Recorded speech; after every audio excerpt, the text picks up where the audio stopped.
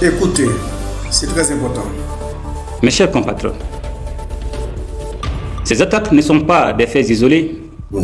Elles s'inscrivent dans un vaste plan de déstabilisation conçu et exécuté par les groupes armés terroristes et les sponsors internes et externes qui leur fournissent du renseignement et des moyens logistiques.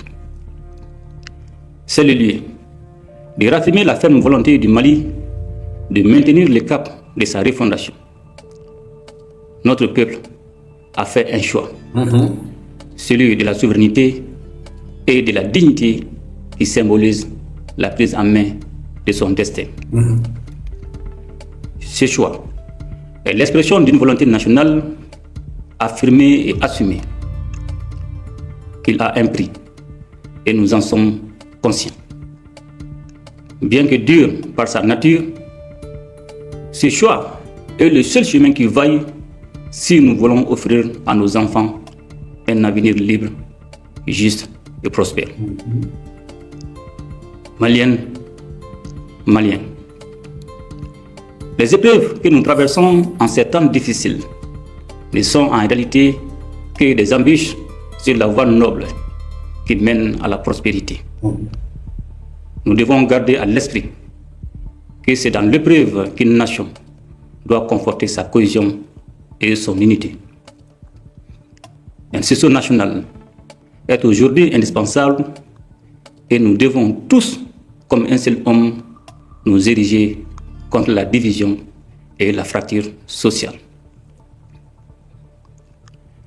Mes chers compatriotes, c'est plus que jamais le moment de faire confiance à vos forces armées et de sécurité engagées dans une lutte complexe contre le terrorisme. Les opérations se poursuivront jusqu'à la neutralisation complète des groupes impliqués et le rétablissement durable de la sécurité sur l'ensemble du territoire national. Bien parlé. Chers amis, le discours du président Assimi Goïta insiste sur 3 éléments fondamentaux. La maîtrise de la situation, l'hommage au général Sadio Camara et l'appel à la vigilance contre les rumeurs et la désinformation. Il est bon de rappeler que ce discours dure environ 9 minutes. Oui, 9 minutes.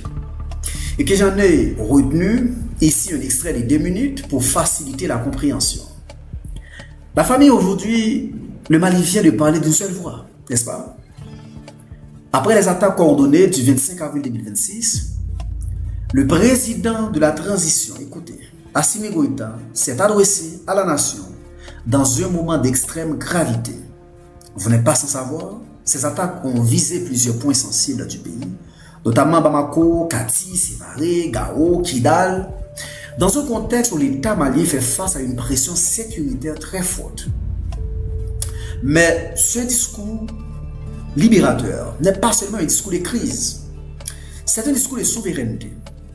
Assimi Goïta a d'abord rendu hommage aux victimes civiles et militaires, puis au ministre d'État, ministre de la Défense et des anciens combattants, le général du corps d'armée Sadio Camara, dont la disparition est présentée comme une perte immense pour la nation malienne. Dans son discours, le président rappelle que Camara a servi le Mali avec loyauté, avec courage et avec dignité, dans une période où le pays mène une lutte acharnée contre les groupes armés terroristes. Ensuite, le message central est clair. Selon le président Assimi Goïta, ces attaques ne sont pas des faits isolés.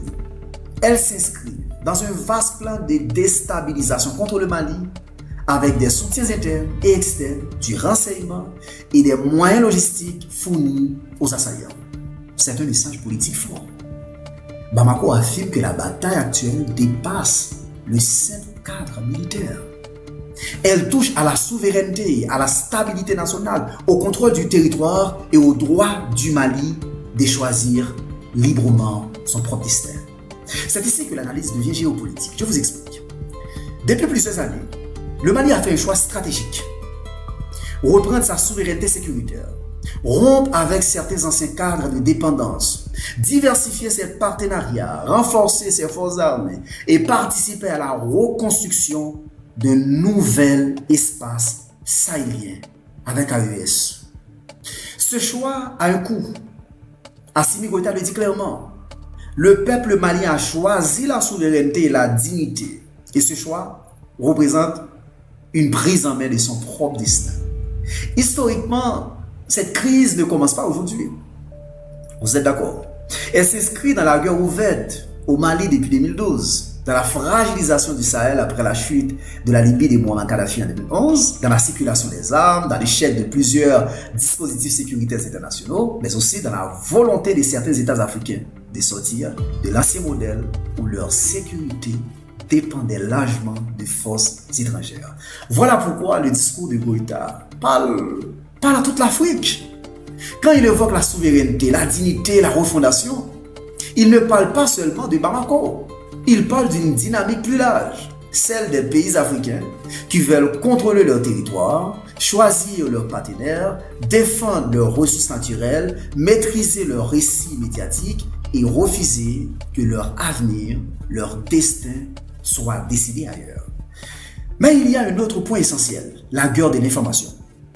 Le président malien appelle les citoyens maliens à ne pas céder aux rumeurs, aux messages d'affolement et aux manipulations.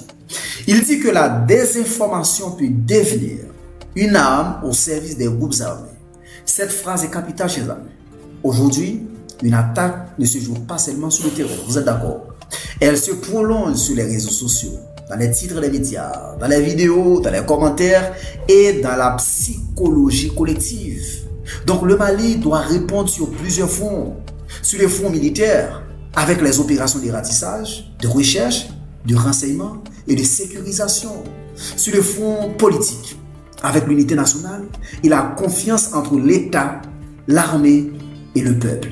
Sur le front social, avec l'assistance aux victimes, le soutien aux familles endeuillées et l'accompagnement des blessés.